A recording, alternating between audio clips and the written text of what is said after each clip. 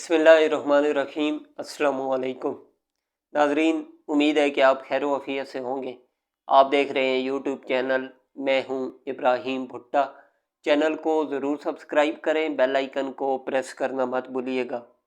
Video आपको पसंद आए तो वीडियो को लाइक और शेयर ज़रूर कीजिए और कमेंट सेक्शन में अपनी राय भी ज़रूर दीजिए।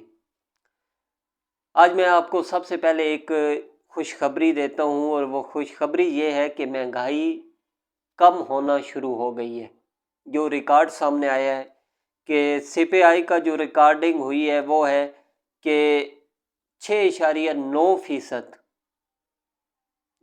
मतलब कि जो पिछले 4 साल से जो सबसे कम नंबर आए हैं वो 6.9% रिकॉर्डिंग हुई है।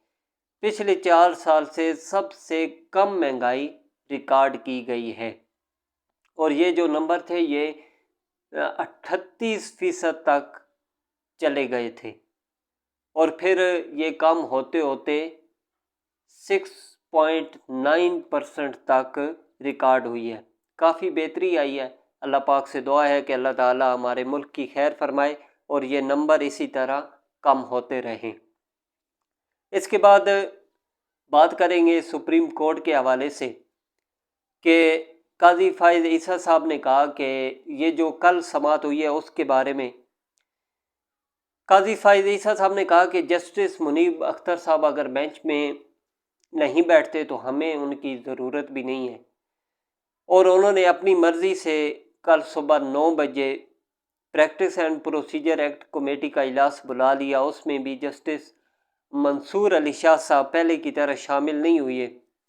मंसूर अली शाह साहब कहते हैं कि जब तक प्रोसीजर एक्ट के ऊपर फुल कोर्ट नहीं बनेगा उस वक़्त तक वो समझते हैं कि ये इजलास गैर आइनी है, लिहाजा वो इस कमेटी के इजलास का हिस्सा नहीं बनते। और जब वो नहीं शामिल हुए तो सुबह 9 बजे तो उसके बाद फिर 11 बजे दोबारा इजलास रख लिया गया और उस इजलास में जस्टिस काजी फाइज ईसा साहब ने जस्टिस अमीनुद्दीन खान साहब की बदौलत मिलकर 2 रुकनी कमेटी ने ही अपने तौर पर जस्टिस मुनीब अख्तर साहब को एक बेंच से फारिग करके जस्टिस नईम अख्तर अफगान साहब को उस जगह उनकी जगह बेंच में शामिल कर लिया। इस बेंच में मतलब कि एक ही मुख्तलिफ आवाज़ थी और वो थी जस्टिस मुनीब अख्तर साहब की और उनको भी इस बेंच से उन्होंने आउट करके अपनी मर्ज़ी से जस्टिस नईम अख्तर अफगान साहब को शामिल कर लिया और इस बेंच को जो हेड कर रहे हैं वो काजी फाइज ईसा साहब हैं और इसमें जस्टिस अमीनुद्दीन साहब, जस्टिस जमाल मदोखेल साहब, जस्टिस नईम अख्तर अफगान साहब और जस्टिस मज़हर आलम साहब, ये तकरीबन 5 जजेस हैं जो 63A आर्टिकल आइन की तशरीह के लिए रिव्यू पिटीशन सुन रहे हैं। इससे पहले जो तशरीह आई थी उसके मुताबिक ये था कि मुनारिफ अरकान का वोट भी काउंट नहीं होगा और उनको डिस्क्वालीफाई भी किया जाएगा। अब इस केस को दोबारा रिव्यू पिटीशन लगाने का मकसद जो हमें नज़र आता है कि इसकी तशरीह को बदला जाए और कहा जाए कि आपका वोट काउंट होगा, किसी भी पार्टी के लोग तोड़कर बस वोट पूरे करने हैं। ये ना रहे कि ये किस पार्टी का है। केस की कार्रवाई शुरू हुई तो बैरिस्टर अली ज़फ़र साहब जो पाकिस्तान तहरीक इंसाफ के वकील हैं, उन्होंने कहा कि मैं एक एतराज़ उठाना चाहता हूँ। इस पे चीफ जस्टिस साहब ने जवाब दिया कि आप अपनी नशिस्त पर वापस चले जाएं, हम आपको बाद में सुनेंगे। बैरिस्टर अली ज़फ़र ने बेंच पर एतराज़ उठा दिया। इस पर चीफ जस्टिस ने रिमार्क्स में कहा कि आपको पहले दलाइल देने का हक नहीं, पहले जिसने नज़रसानी दरख्वास्त दी है उसको दलाइल देने का हक है। रुस्तम पर आपकी ही बार के मुंतखब सदर खड़े हैं, कभी तो जमहूरियत पर چل کے دیکھیں۔ اس کے بعد صدر بار شہزاد شوکت نے دلائل کا آغاز کیا۔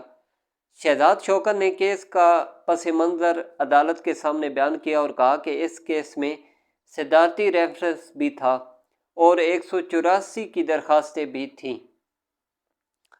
عدالت نے پوچھا کہ جی اس وقت صدر کون تھا؟ اس پر شہزاد شوکت صاحب نے عدالت کو بتایا کہ اس وقت عارف علوی صاحب صدر تھے، اور چیف جسٹس نے ریمارکس میں کہا کہ وہی حکومت اور بطور حکومت اس کیس میں درخواست گزار تھی۔ سپریم کورٹ بار نے آرٹیکل 63A عدالت کو پڑھ کر بھی سنا دیا۔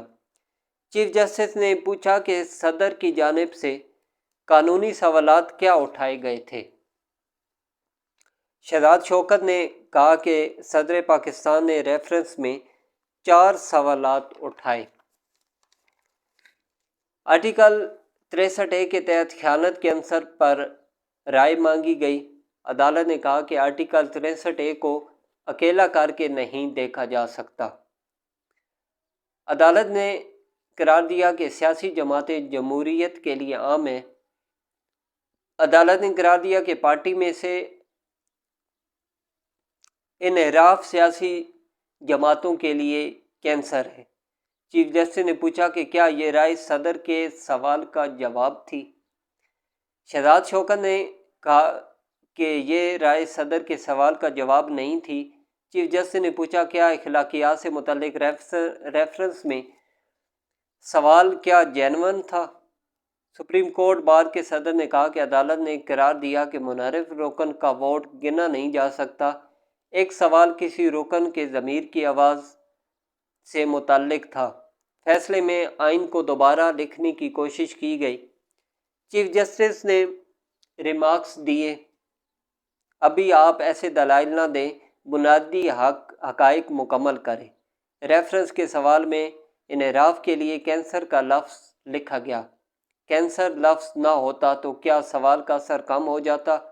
کیا فیصلے میں منحرف ارکان کو ڈی سیل بھی کرنے کا لکھا ہے؟ ایڈیشنل اٹارنی جنرل نے عدالت کو بتایا کہ منحرف ارکان کو ان کا ووٹ کاسٹ نہیں ہوگا، ڈی سیل کرنے کا حکم فیصلے میں نہیں ہے۔ چیف جسٹس صاحب نے کہا کہ آئین میں تحریک عدم اعتماد، وزیر اعظم اور وزیر اعلیٰ کا انتخاب اور منی بیلٹ کی وضاحت موجود ہے۔ جب آئین واضح ہے تو اس میں اپنی طرف سے کیسے کچھ شامل کیا جا سکتا ہے؟ چیف جسٹس نے صدر سپریم کورٹ بار سے پوچھا کہ اب بتائیں اس فیصلے پر اعتراض کیا ہے؟ اس پر انہوں نے جواب دیا کہ ہم اکثریتی فیصلے پر اعتراض اٹھا رہے ہیں۔ جسٹس فائز عیسیٰ صاحب نے پوچھا کہ فیصلے میں یہ کہاں لکھا ہے کہ ووٹ نہ گنے جانے پر ارکان نااہل ہوگا؟ فیصلہ تو اس معاملے کو جماعت کے سربراہ پر چھوڑا ہے۔ جماعت کے سربراہ کی مرضی ہے کہ وہ چاہے کہ کسی کا نااہل نہ کرے۔ جماعت کا سربراہ ڈکلریشن نااہلی کا بھیجے ہی نہ تو کیا ہوگا؟ جس پر شہزاد شوکت نے جواب دیا، پھر یہ معاملہ ختم ہو جائے گا۔ چیف جسٹس نے کہا کہ عدم اعتماد میں اگر ووٹ گنا ہی نہ جائے تو وزیر اعظم ہٹایا ہی نہیں جا سکتا، یعنی آرٹیکل 95 تو غیر فعال ہو گیا۔ شہزاد شوکت نے کہا کہ اگر ووٹ گنا نہ جائے تو پھر بجٹ پارلیمنٹ سے منظور ہونے کی شرط کیوں ہے؟ چیف جسٹس نے پوچھا کیا عدالت نے فیصلے میں آرٹیکل 95 پر کچھ لکھا ہے؟ کسی جماعت کا رکن پارٹی سربراہ کو پسند نہ کرے اور ہٹنا چاہے تو کیا کیا جائے؟ اگر ارکان کا ووٹ تک گنا ہی نہ جا سکے تو کیا کیا جائے؟ صدر سپریم کورٹ بار نے کہا کہ فیصلے میں کہا گیا ہے کہ انحراف کرپٹ پریکٹس جیسا ہے۔ چیف جسٹس نے کہا کہ کسی کے ضمیر کا معاملہ طے کرنا مشکل ہے۔ کیا فیصلہ آرٹیکل 95 اور 136 کو متاثر نہیں کرتا؟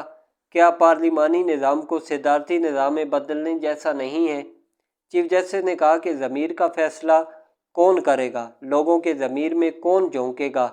کیا جو روز پارٹی تبدیل کرتے ہیں وہ ضمیر کی آواز پر فیصلہ کرتے ہیں یا بے ایمان ہیں؟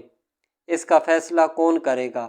ہم بطور جج کیسے فیصلہ کریں کہ یہ بندہ ضمیر کی آواز پر ووٹ دے رہا ہے یا نہیں؟ ہم کون ہوتے ہیں کسی کے ضمیر کا فیصلہ کرنے والے؟ تو یہ سماعت تھی جو چیف جسٹس صاحب نے کی۔ اب آگے چل کر دیکھتے ہیں، پھر سماعت ہوگی تو اس کے بعد ایک اور جو خاص خبر وہ یہ ہے کہ ڈاکٹر ذاکر نائک صاحب پاکستان تشریف لائے ہیں۔ ڈاکٹر ذاکر نائک ایک معروف مذہبی سکالر ہیں، انڈیا کے وہ ہیں، پوری دنیا انہیں جانتی ہے، پوری دنیا میں وہ گئے ہیں اور بہت بڑی تعداد میں، ہزاروں میں نہیں بلکہ لاکھوں میں لوگوں کو انہوں نے مسلمان کیا۔ اور کچھ مسالک ہیں جو ان سے اختلاف رکھتے ہیں۔ انڈین حکومت نے تو اپنے ملک میں ان پر داخل ہونے پر پابندی لگا رکھی ہے اور ان کے اوپر مسائل ہیں، لیکن ڈاکٹر ذاکر نائک صاحب پاکستانی حکومت کی دعوت پر پاکستان تشریف لا چکے ہیں اور پاکستان کے مختلف شہروں کے انہوں نے دورے بھی کرنے ہیں۔ اسلامی تعلیمات پر ان کے گفتگو اور لیکچر ہوگا۔ آج تک اتنا ہی، اجازت دیجیے، اگلی ویڈیو میں آپ سے دوبارہ ملاقات ہوگی۔ اپنا خیال رکھیے گا، اللہ حافظ۔